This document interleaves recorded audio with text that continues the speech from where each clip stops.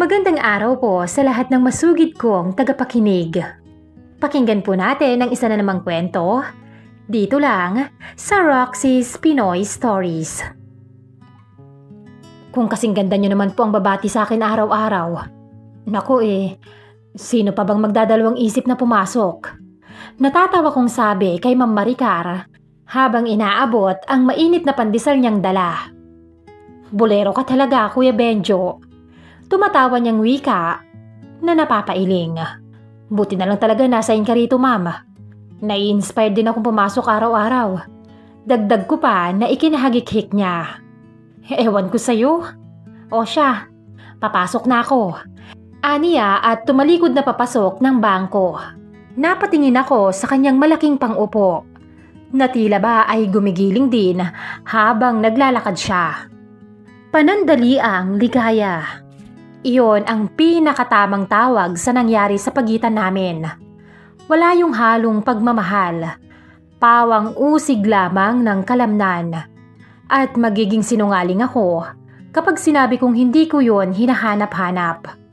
Magandang araw sa inyong lahat. Tawagin nyo na lamang akong Benjo, 42 years old, security guard sa isang bangko sa Quezon City. Sa loob ng 9 na taon kong pagbabantay, wala akong masyadong napapansin. Pare-pareho lang ang araw. Bukas ng bangko, saludo sa mga empleyado, bantay ng CCTV, kain ng tinapay sa gilid ng mesa, tambay minsan sa guardhouse tuwing break. Paulit-ulit, hanggang sa dumating si Ma'am Maricar. Hindi ko akalain na isang simpleng, "Good morning, Kuya Benjo," niya ang sisira sa tahimik kong buhay. Bagong transfer lang siya noon. Manager sa loan department. Maayos at marunong magdala ng damit. Maganda ang kurba ng katawan. May maporselanang kutis at malaanghel na mukha. Pero ang pinakakaiba sa kanya, palagi siyang nakangiti, Miss Roxy. Kahit sa guard lang na tulad ko. "Good morning, Kuya Benjo," bati niya. Sabay abot ng maliit na paper bag. "Nagdala ko ng pandesal, baka di ka pa nag-aalmusal." Napakamot lang ako ng ulo. "Salamat po, Ma'am. Hindi na sana kayo nag-abala." "Hindi abala yan. Minsan lang naman ako maging mabait." Sabay tawa niyang mahina. Doon nagsimula yung hindi ko maintindihang pakiramdam. Hindi naman ako bastos.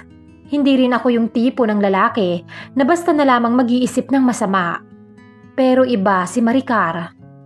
Hindi dahil maganda siya, kundi dahil napaparamdam niya sa yung nakikita ka niya. Sa mga sumunod na linggo, mas naging madalas ang mga biro niya. "Kuya Benjo, baka pag nawala ako, ikaw agad ang maghanap sa CCTV ha?" "Ay naku, Ma'am, walang duda yan." Sabay tawa ko. At dun siya napahinto saglit. Tapos ngumiti sa akin. Yung ngiting parang may ibig sabihin, pero ayaw mong intindihin. Wala akong intensyong masama. Pero may mga sandaling parang sinusubok ka ng pagkakataon. At sa araw-araw na pagbati, simpleng ngiti, at maiksing usapan sa labas ng gate, unti-unting lumabo ang linya ng tama at ng mali. Mula ng araw na binigyan ako ni Ma'am Maricar ng pandesal, naging parte na siya ng umaga ko. 6:00 pa lang, nakabantay na ako sa gate. Hindi na lamang dahil yon ang trabaho ko, kundi dahil mas lamang na ang kagustuhang salubungin siya. Sinasabi ko sa sarili ko noon na routine lang at nakasanayan na. Pero nung panahon na yon, alam kong may ibang dahilan na, Miss Roxy. "Magandang umaga, Kuya Benjo." Sabay kindat niya minsan. "Magkape ka ha? Mukhang puyat ka." Napangiti lang ako. Pero sa loob ko, parang may kumalabit na kabog na hindi ko kayang pigilan. Yung tipong simpleng lambing lang dapat. Pero sa mata niya, may ibang sinasabi. Ilang araw lang ang lumipas. Nagsimula na akong mapansin ng ibang empleyado. "Uy, Favorite ka raw ni Ma'am Maricar ha? Biro ng teller. Baka naman may favoritism dyan. Sabay tawa naman ng isa. Tinawanan ko lang ang mga yon. Pero sa loob ko, alam kong may bahid ng totoo. Baka maging sila rin ay napapansin na ang mga bangayan at simpleng batian namin. Isang gabi, habang patapos na ang shift ko, lumabas si Ma'am Maricar dala ang maliit na kahon. Kuya Benjo, pasensya ka na, matagal ako. Pakitulungan mo nga ako, medyo mabigat to. Kinuha ko agad, sabay tanong. Saan po dadalhin, ma'am? Sa kotse ko lang, nasa parking area. Pagdating ko ay ibinaba ko yon sa passenger seat. Salamat ha. Alam mo, bihira na ang mapagkakatiwalaan ngayon. Wala yun, ma'am. Trabaho lang po. Ngumiti siya pero yung ngiting yun may kakaiba. Parang may gusto siyang sabihin pero pinipigilan niya. Tumingin siya sa akin ng matagal. Tapos dahan-dahan niyang binawi yung kanyang tingin. Good night, Benjo. Sabi niya nang walang kuya. Hindi na formal, Benjo na lang. At aaminin ko, naghatid yon ng kakaibang pakiramdam sa katawan ko. Pag-uwi ko, hindi ko maalis sa isip ko yung simpleng pagbabagong yon. Isang salitang pwedeng wala lang, pero sa pakiramdam ko, doon nagsimula ang lahat. Kasi minsan, hindi mo kailangan ng yakap o halik para maramdaman mong may mali na. Minsan, sapat na yung mga tingin na hindi na inosente. Simula nung gabing tinawag niya akong Benjo, nag-iba na ang ihip ng hangin sa bangko. Hindi na siya yung ma'am na formal. Sa tuwing papasok siya, may kasamang biro na parang kami lang ang nagkakaintindihan. Benjo, may bago kaming policy. Bawal daw hindi ngumiti sa guard. Ngumiti lang ako sabay sagot. Buti na lang at palaging complain kayo, ma'am. Natawa siya yung totoo, yung mahina pero nakakapit sa tenga mo kahit lumayo na siya. Sumapit ang gabi. Habang nagsasara na ako ng main door, bumalik si Ma'am Maricar. Nakalimutan daw niya yung laptop niya sa mesa. Mag-aalas 8 na, tahimik na ang buong branch. Benjo, sama ka nga. Nakakatakot umakyat mag-isa. Sabi niya. Sumama ako. Madilim ang hallway, tanging ilaw lang ng emergency bulb ang nagbibigay liwanag sa amin. Wala ka bang pamilya rito? Tanong niya habang naglalakad kami. May asawa at anak sa probinsya. Umuwi lang ako tuwing bakasyon. Sagot niya sabay buntong hininga. Siguro maswerte sila sa iyo, no? Hindi rin siguro. Sagot ko. Bihira nga lang akong makauwi sa kanila eh. Pagdating namin sa opisina, kinuha niya yung laptop. Dumukwang siya ng kaunti nang may tiningnan sa kahon. Hindi ko sinadya, pero hindi ko rin maalis ang tingin sa pang-upo niyang hulmang-hulma sa aking harapan. Hindi ko alam kung hindi ba sadya o talagang sinusubukan niya ako nang parang ginagalaw-galaw niya ng dahan-dahan ang kanyang pang-upo. Hanggang sa may kung anong sumanib sa akin at hindi ko na napigilan. Hinawakan ko ang mga yon. Kuya Benjo, gulat niyang sabi at lumingon sa akin. Tila ba ay binuhusan din ako ng malamig na tubig at nataranta. Naku ma'am, pasensya na po. Hindi ko lang po napigilan. Napatitig siya sa akin at sa titig niyang yun, tila may kakaiba. May liyab, may tila nais gawin. Sa susunod, sabihin mo, hindi naman kita pipigilan. Baka nga, masigit pa eh. Sabi niya sa mababang boses habang pinadulas ang kanyang kamay mula sa aking dibdib pababa. Napalunok ako at malagkit na napatitig sa kanya. Lalo pa akong nagulat nang hinila niya ako sa may kwelyo at inilapit ang kanyang bibig sa aking tenga. Good night, Benjo. See you tomorrow. Kinabukasan, parang walang nangyari. Nagbiro pa siya. Good morning, my favorite guard. Hindi niya lang alam na nananatili at nakakapit pa rin sa aking katawan ang kakaibang init dulot ng mga sinabi niya sa akin kagabi. Benjo, kape tayo sa guardhouse mamaya ha? Sabi niya minsan habang paalis na ang ibang empleyado. Nakangiti lang ako. Baka magtaka mga empleyado, ma'am. Tsaka, baka malagyan pa ng mali siya. Napangisi siya sa akin. Well, ikaw din. Kung ayaw mo. Sabi niya at kagat-labing hinagod ako ng tingin. May gagawin pa naman sana tayong exciting. Ang sinabi niyang yon ay naghatid ng libu-libong boltahe ng kuryente sa aking katawan. At mula ng oras na yon, parang hinihiling kong sana ay sumapit na ang hapon. Pagpatak ng 6:00, tahimik na ang bangko. Wala nang ingay kundi kaluskos ng hangin at tunog na lang ng electric fan sa hallway. Matapos kong i-check ang lahat, ay nagtungo ako sa guardhouse. Pagdating ko ron ay naroon na siya. Nakaupo hawak ang tasa ng kape. Ang hirap pala ng trabaho mo, no? Sabi niya. Sanay na. Sagot ko. Tahimik lang naman kapag ganitong oras. Siguro, kaya gusto mo rito. Sagot niya. Tahimik. Walang humuhusga. Matagal kaming natahimik pagkatapos noon. Walang salita pero puno ng ibig sabihin. Hanggang sa napatingin siya sa akin. Yung tingin na matagal niya nang pinipigil. Benjo, minsan naiisip ko, bakit ba laging masama yung masarap? Hindi ba? Katulad sa pagkain. Kung ano yung masarap, bawal naman. Hindi ako nakasagot.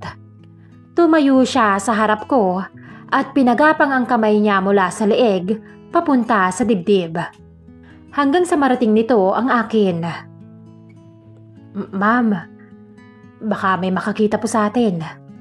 Sabi ko at tila nahihirapan. Pakiramdam ko rin ay pawis na ako sa pagpipigil ng damdamin habang ang mga kamay niya ay patuloy lang sa ginagawa. Sino? Nakauwi na ang lahat, bench. At walang CCTV rito. Sabi niya, alam na alam at parang planado ang lahat. Ayaw mo ba? Tuksong tanong niya. Gusto. Diretso at walang pag-aalinlangang sagot ko. Tinulak niya ako sa katabing silya, gamit ang kanyang hintuturo. Itinaas niya ang kanyang paldang suot at walang habas na pumaibabaw sa akin. Hanggang sa ako mismo ay hindi na rin nakapagpigil. Wala akong minutong sinayang at ipinaramdam sa kanya ang bagay na matagal ko na ring pinipigilan. Lahat ng pagpipigil at pagtatago ng nararamdaman ay sinigurado kong maibubuhos ko sa kanya. Hanggang sa wala na siyang ibang alam na gawin, kundi ang mapataing na lamang. Malamig na ang kape namin nang matapos kami. Ang galing mo naman, Benjo. Mas magaling ka pa sa asawa ko. Paanas niyang sabi. Kayo rin po, ma'am. Hindi ko akalaing may ganoong side pala kayo. Sabi ko. Mula noon, naging madalas na ang mga ganoong gabi. Mga sandaling maikli, pero puno ng bawal. Hindi kami nag-uusap tungkol sa nararamdaman. Kasi alam naming wala naman talagang dapat maramdaman. Walang pag-ibig, walang pangako. Puro sandaling pagtakas lang sa mga realidad na pareho naming gustong kalimutan. Minsan, natatagpuan na lang namin ang aming mga sarili sa parking lot, sa loob ng kanyang sasakyan. Mabilis ang mga kamay, walang pag-aalinlangan. Ang bawat galaw, iyong para bang kaming dalawa lang ang tao sa mundo. Walang makakakita sa atin. Tinted naman tong sasakyan ko. Sabi niya habang patuloy ang paggalaw sa ibabaw ko. Naroon kami sa backseat ng kanyang sasakyan. Gumagawa na naman ng kababalaghan. Walang pakialam kung may magtaka man kung bakit umuuga ang kanyang sasakyan. May mga umaga ring madalas niya akong tuksuhin. Kuya Benj, footlong para sa'yo. Pang-agahan mo. Sabi niya habang inaabot ang naka-paper bag na pagkain. Salamat po. Sabi ko, nahihiyang tinanggap ang mga yon. Ngunit lumapit siya sa akin ng kaunti at bumulong. Pero ibang long yata yung gusto ko. Sabi niya sa mababang boses. Ramdam ko ang pagtayo ng mga balahibo sa katawan ko. Ibang kilabot ang hatid ng kanyang mga sinabi. Ma'am, baka po may makarinig sa'yo. Mahinang sabi ko at pinipigil ang nararamdaman. Bakit? May masama ba sa sinabi ko? Maang-maangan niyang sabi at tinitigan ng ibabang parte ng aking katawan. Kita ko ang pagkagat niya sa kanyang labi. See you later, Benj. Mahina at malandi niyang sabi. 7:00 ng gabi ng araw na yon. Akala ko'y nakauwi na siya nang biglang may humatak sa akin. Si Ma'am Maricar. Dinala niya ako hanggang sa parking lot. Mabilis kaming pumasok sa backseat ng kanyang sasakyan.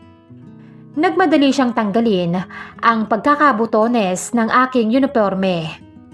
Pinabaliw mo ko, Benj. Sabi niya na para bang nalalasing. Maging ang mga kamay ko rin ay kung saan-saan na dumapo sa kanyang katawan. Maya-maya lang ay bumibilis na ang aming paghinga. Kasabay ng pagbilis ng aming mga galaw. Huwag ka nang lumabas. Ihahatid na kita sa inuupahan mo. Sabi niya nang matapos. Nakaupo na siya sa driver seat at ako naman ay nasa passenger seat. Habang nagdadrive siya, ay hindi ko napigilan ang aking mga mata sa kanyang mapuputi at mahabang binti. Mula roon ay naglakbay ang mga kamay ko. Benjo, nagdadrive ako. Sabi niya sa nahihirapang boses. Di mag-drive ka lang. Sabi ko naman nang nakangisi. Hanggang sa hindi na siya nakapagpigil at inihinto niya ang sasakyan sa madilim na iskinita.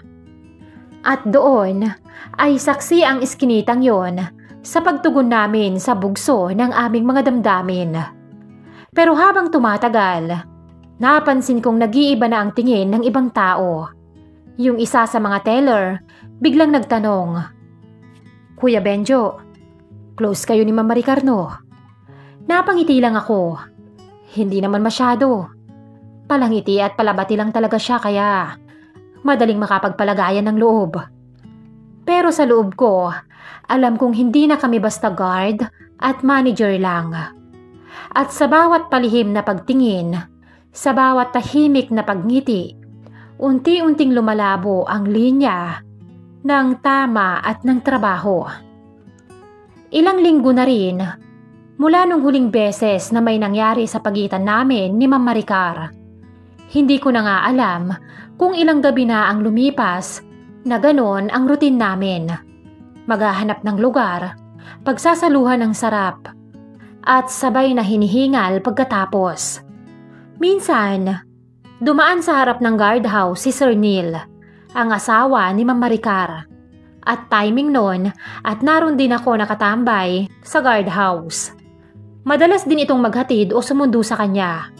Magalang naman si Sir Neil. Palaging nakangiti, tipong lalaking hindi mo maiisip na pwedeng lokohin. Good evening, Kuya Benjo. Si Maricar, nasa loob pa? Opo, sir. Parang may tinatapos lang po sa taas. Ngumiti lang siya sabay sabi, Salamat ha. Rinig ko'y napakabuti mo sa misis ko. Pagkaalis niya, hindi ko na alam kung anong mararamdaman ko. Mabigat. At yung sinabi niya, parang may ibang lalim pa. Parang may ipinapahiwatig na iba.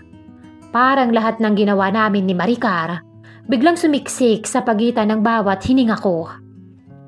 Kinabukasan, may nagbago. Tahimik si Ma'am Maricar. Walang ngiti, walang biro. Hanggang sa kami na lang ulit ang naiwan bago mag-lock. Benjo, bakit?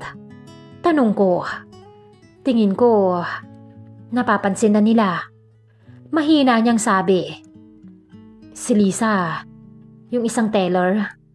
Tanong ng tanong kung bakit parang dumadalas ang pagbaba ko rito ng gabi. Tahimik lang akong nakikinig.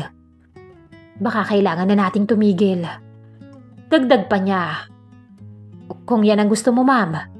Sagot ko, kahit alam kong hindi ko kayang aminin kung gaano ko nangihinayang. Hindi sa gusto ko. Sabi niya, kailangan lang. Lumipas ang mga araw. Halos hindi na kami nagkikita. Nasanay na ulit akong makita lang siyang dumadaan. Walang ngiti, walang pandesal, wala ring kape. Pero isang gabi, narinig ko siyang umiiyak sa likod ng building habang kausap ang asawa niya sa telepono. Hindi mo kasi ako naiintindihan, Neil. Hindi mo alam kung anong pinagdadaanan ko. Tahimik lang ako sa malayo. Nagbabantay at nakikinig. At dun ko na na-realize kung gaano kabigat ang kasalanang pinasok ko. Sa pagpili namin sa makamundong kasalanan, may pamilyang nawawasak at nasisira. Mula noon, sinimulan ko na ring umiwas, Miss Roxy. Pero kahit anong iwas, mahirap burahin yung mga sandaling nagtagal kami sa katahimikan ng kasalanan. Walang madaling paraan para kalimutan ang mali. Pero minsan, yung pinakamabigat na hakbang, yun din yung simula ng pagtama. Pagkatapos ng gabing narinig kong umiyak si Maricar, alam ko na, tapos na kami. Wala nang kailangang pag-usapan.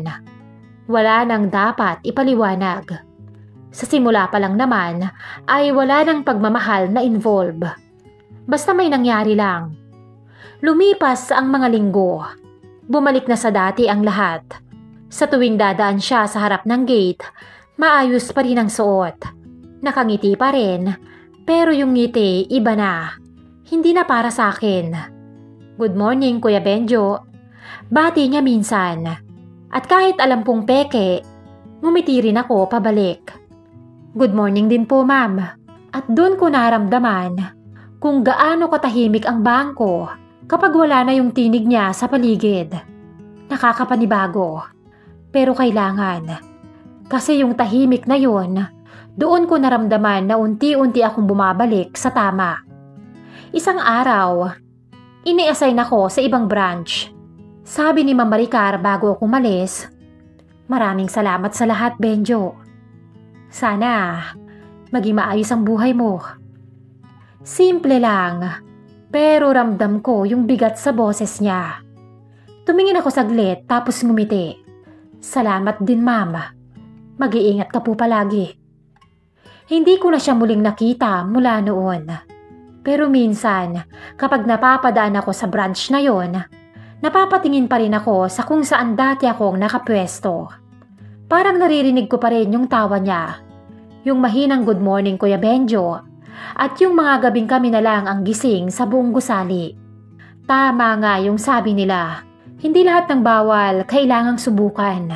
At hindi lahat ng tukso kailangang tugunan. Ngayon, tahimik na ulit ang gabi ko, Miss Roxy. Walang kape, walang lihim, wala nang kasalanan. Pero siguro, tao lang talaga ako. Mahina, marupok, pero marunong ding matuto.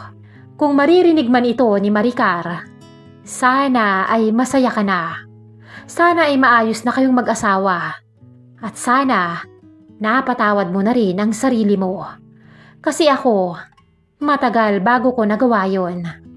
At sa mga kagaya kong minsan nadala sa tukso, gusto kong sabihin sa inyong, kung minsan, ang pinakamahirap na laban ay yung kalaban mo ang sarili mo. Ngayon, kapag tumatambay ako sa guardhouse, may mga bagong empleyado, mga bagong mukha, may mga ngiti ring dumaraan. Pero natuto na ako, Miss Roxy. Natuto na akong umiwas. Natutong huwag magtagal sa tingin. Kung minsan, isang segundo lang ng titig, pwedeng bumago sa direksyon ng buong buhay mo. At doon na nga nagtapos ang lahat, Miss Roxy. Hindi sa isang halik, hindi sa isang iyakan, kundi sa katahimikan. Katahimikang dala ng kapatawaran. Maraming salamat sa inyong pakikinig. Hanggang dito na lamang, Benjo.